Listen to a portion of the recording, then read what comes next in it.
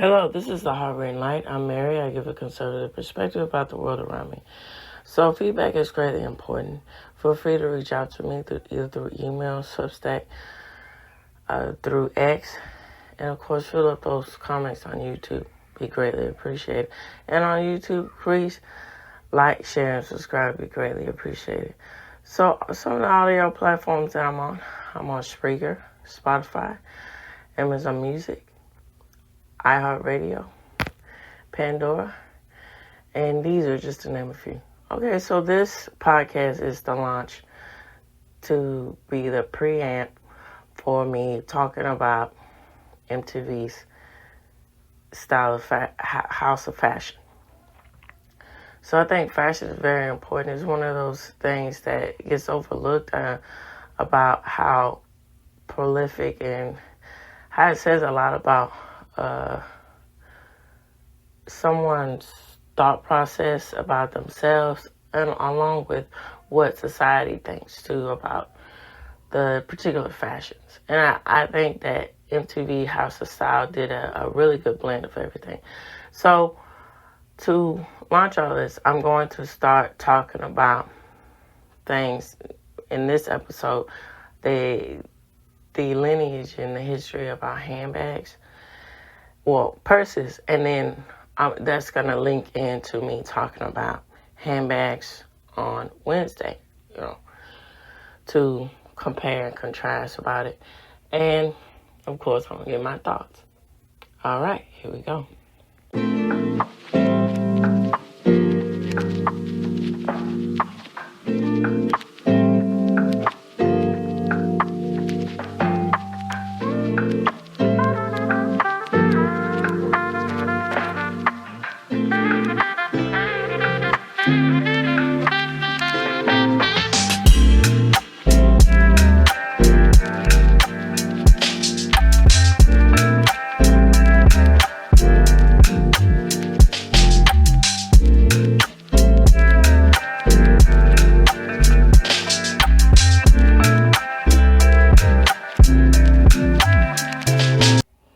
Okay, so here is the AI-generated response of the origin of purses.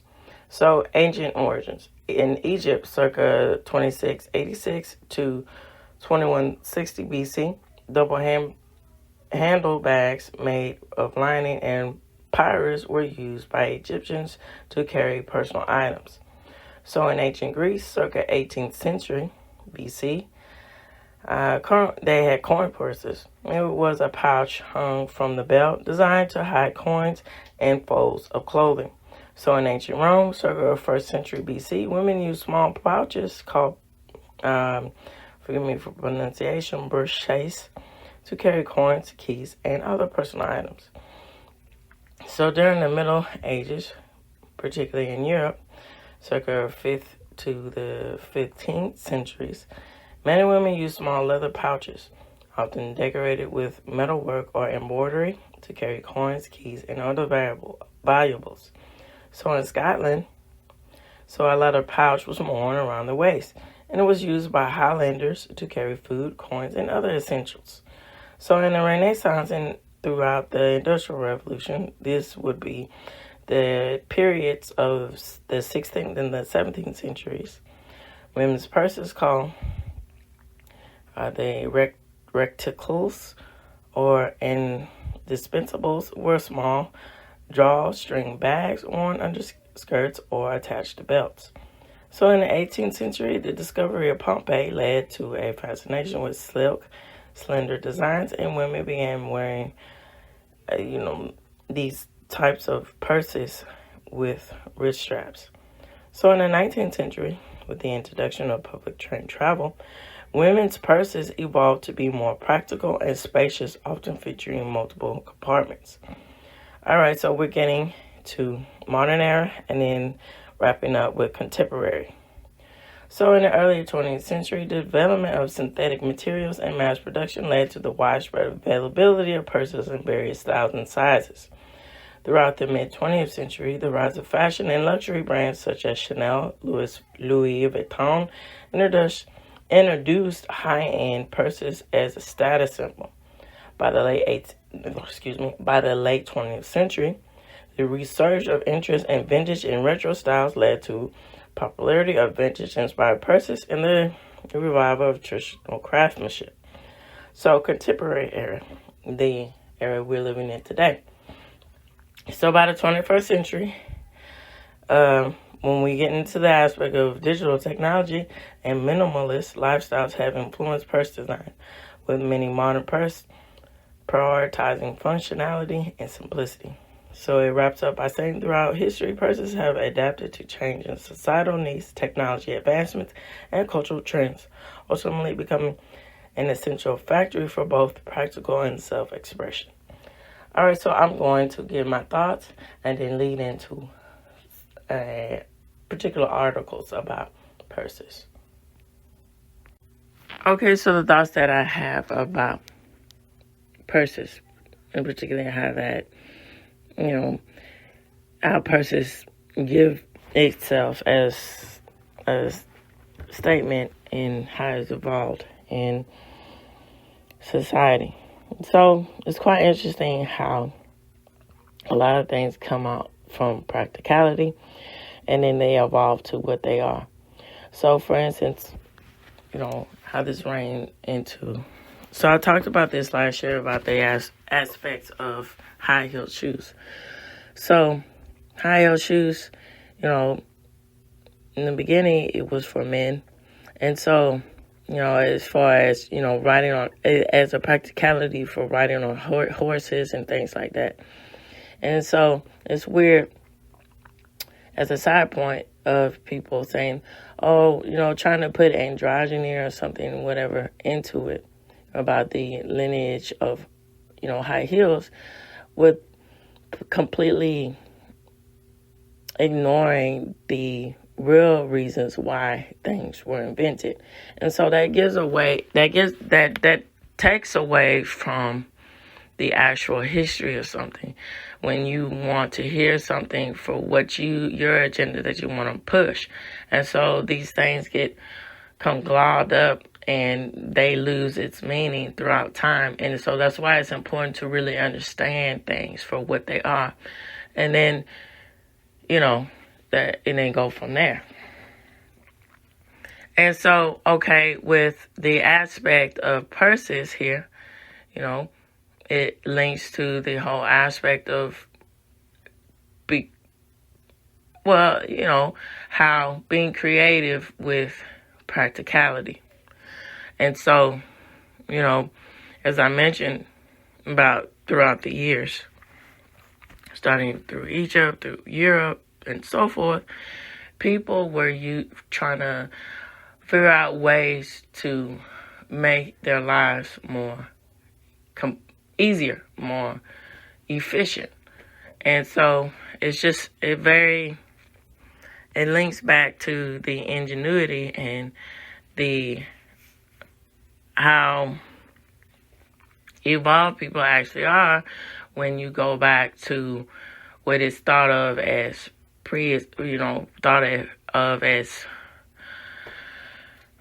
unevolved thinking when it's being proven time and time again how the people of certain eras where you think that they didn't have enlightened thoughts, they did, when there's so many things, tools and so many inventions that come out of these eras that prove otherwise. It goes to the point of how the aspect of fashion and practicality is really prevalent to what a society thinks about, clothing or your accessories. And so I think the purse is a really good example to launch all of this out. My thought process about fashion. Me personally, I love fashion. I think fashion is very viable, not viable. Well, here's the thing. I see that is very viable and vital into the aspects of esteem. So there's different degrees about esteem of how you present yourself. But me, personally, I like high fashion. I like everyday fashion. And so for me personally, be a mix of something for the instance. Now, I said these things, talking about, American fashion, linking it to a really good example, as far as J. Crew, Tommy Hilfiger, Ralph Lauren, brand styles like that. I like styles like that. That's very, I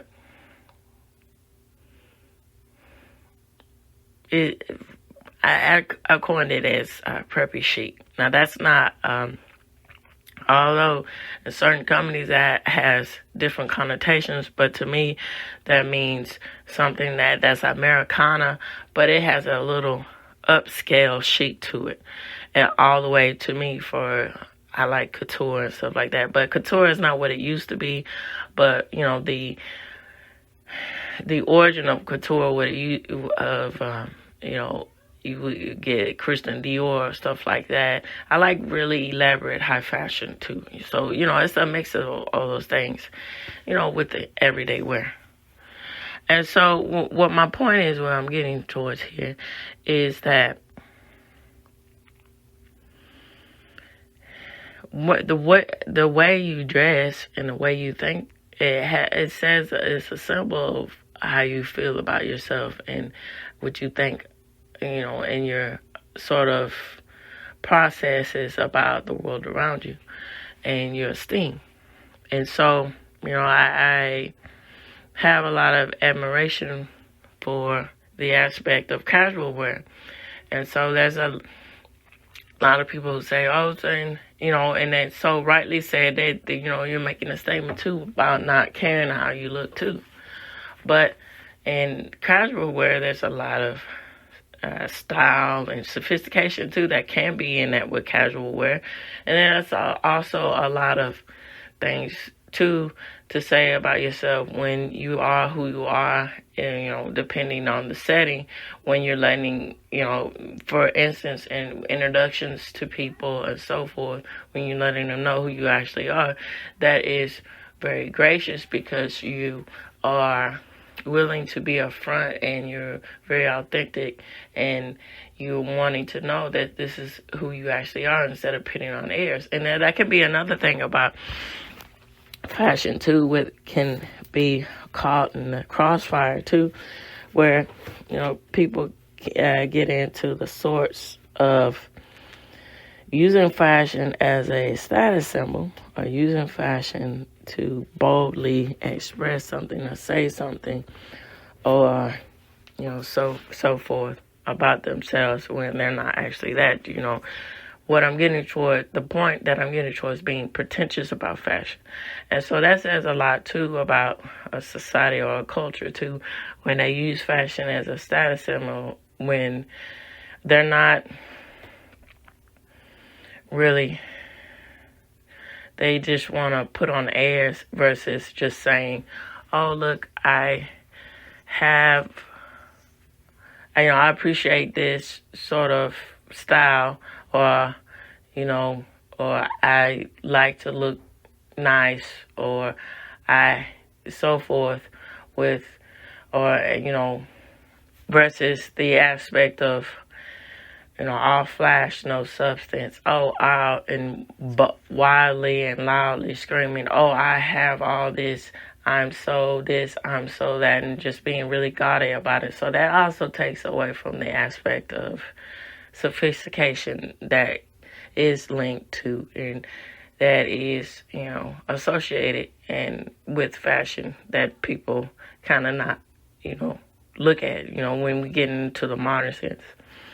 And so that's also, I'm going to wrap up this too. And there's also another sense that I had said on Substack some weeks back about that when you get into the aspects of decades and the sort of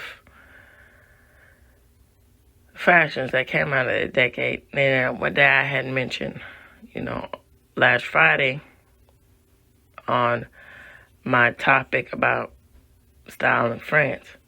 And so, when you get through the lineage of periodic clothing, that also says a lot about what those types of cultures center themselves around. And so when we get into these aspects, it's quite interesting with these aspects of this modern era now, when using technology with the aspect of minimalism with purses, that says a whole lot of aspects about, practicality versus being efficient with how you think about the functionality of a purse. And so that takes a whole new persona when we get into the aspects of the functionality of the use of a purse now, the thought process of a purse now. Is it, but people who like purses like myself versus people who don't see the need for purses, or that it's just this big clunky thing that gets in the way, and so forth. And so that's another thing, another point to bring up. And so, I'm going to talk about this, and then I'll probably, get more in depth about it on Wednesday, as an introduction, and then just talk about handbags. So I found this, enough, interesting enough that it comes from a scholarly source with this person. From what I'm reading, I'm going to go back and reading. From what I understand, this is rant about this whole concept about purses being essentially this thing that's being the abstraction of what a female is, or they being confined to a symbol of a purse, that it takes away from the whole spectrum, as they want to say, about the female experience. And so when you get into these terms like spectrum and the female experience and feminism, stuff like that, see, these things strip away from the essentiality of of just the simplicity of the appreciation of being female, with it is being dainty and being, demure, and that there's a lot of strength into that. And instead of being saying that things are associated with that you're associating yourself with being demure and being dainty and being submissive, that's something sort of like a life prison sentence, when it's not. But see, here's the point within all this: these things, it takes away from the aspect of people understanding the true essence, or the true appreciation of the differences between men and women. And then when those lines get blurred and these understandings get misunderstood, we tend to get into a society that is going to be lost. And, that's something that you don't want. And so with this said, I'm going to get into an article talking about the history or the lineage about purses in more depth. All right. Okay, so here we go with this article. So it's entitled, it's by loveyourleather.ca. So it's entitled A Brief History of Purses. So the original meaning of the word purse was a small bag for holding your money. In Britain, this definition of purse still stands, and the term for a large bag that holds more items is referred to as a handbag. And so I'm going to get into the difference of that on Wednesday. So in American English, the term purse and handbag are considered to be the same thing. So a modern day purse is a fashionable bag with straps that easily go over the shoulder. And so that's quite interesting with the aspect of purse and handbag. Let's say your purse with a clutch typically here, in America, and then, but that throughout time, putting a tote or a shoulder bag or handbag, is essentially, that's my purse, and so those things get mixed in, and the terms where they're really interchangeable. There's no difference. And so that's why, I think it's relevant for me to go in more depth about the differences between purses and handbags. And so that's why I'm going to wrap that up and talk about that on Wednesday with handbags.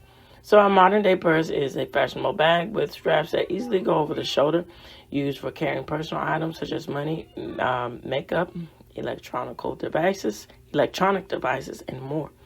Purses are mainly designed for and worn by women. However, over the past 30 years or so, the man purse has been making a comeback. Since purses weren't always convenient, fashionable bags worn by women, in fact, the first purse in history were more utilitarian and actually worn by men. The use of a purse continued this way for a long time before women started using them.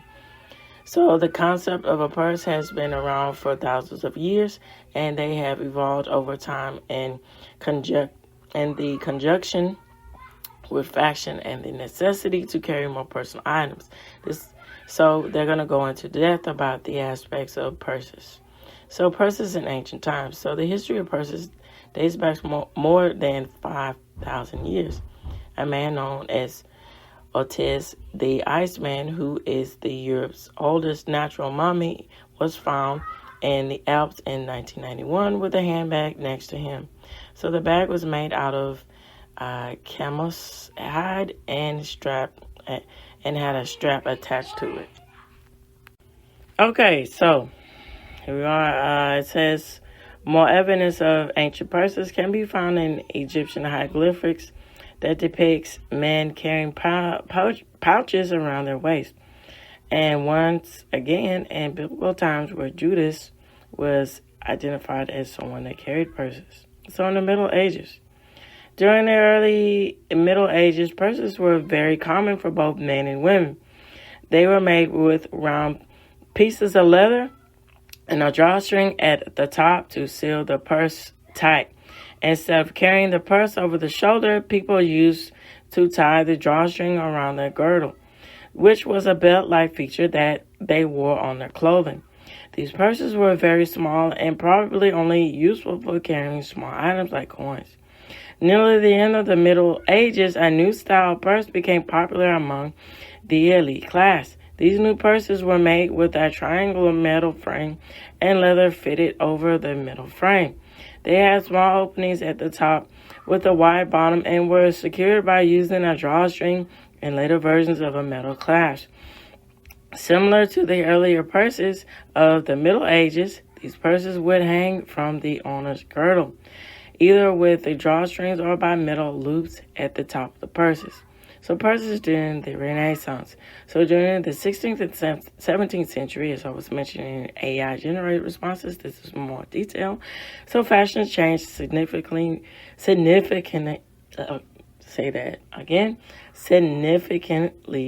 with women wearing very wide dresses that had a lot of fabric. As a result, women could not wear their purses on the outside of their clothing anymore because it would get tangled in their dresses. So instead, they wore purses hanging on the inside of their dresses. Men's fashion also changed, and so did the pouches that they carried. So with the invention of pockets around 1670, men no longer had to carry a purse strapped to a girdle. They did still carry small pouches to hold their money, which later evolved to become wallets. And I'm going to talk about that too, and the aspect of how that's prevalent to fashion and what that says about men's fashion. As I get through the month of January, I'm centering myself around talking about fashion through the month of January. Well, when I get into the month of January there. So, I'm launching this here towards the end of December to get into that next week. Okay, so purses during the Industrial Revolution. So in the 18th century, fashion once again began to change with the discovery of the ancient city of Pompeii. So with this, the discovery led to a fascination with sleek and slender designs. As a result, women were wearing more slim dresses, so they were no longer able to hang a pouch under the dress, and the purse had to be reinvented. Women began wearing recouls during this time, which were more slender purses with a wrist strap.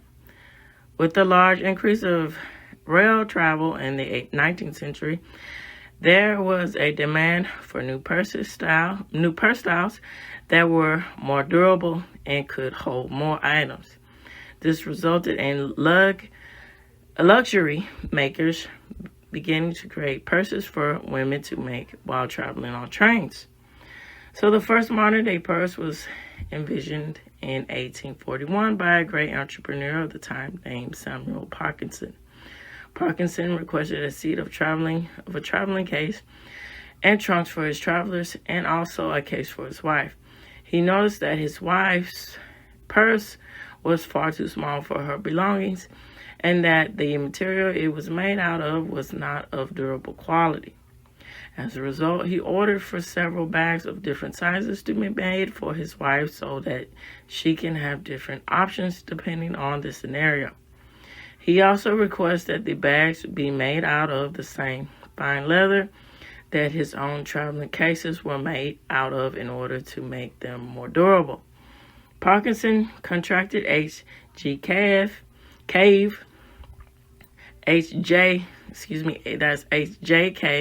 to design and manufacture these luxury handbags for his wife. As a result, the first luxury purse was produced, and many people did not think that a woman should be carrying such a large bag.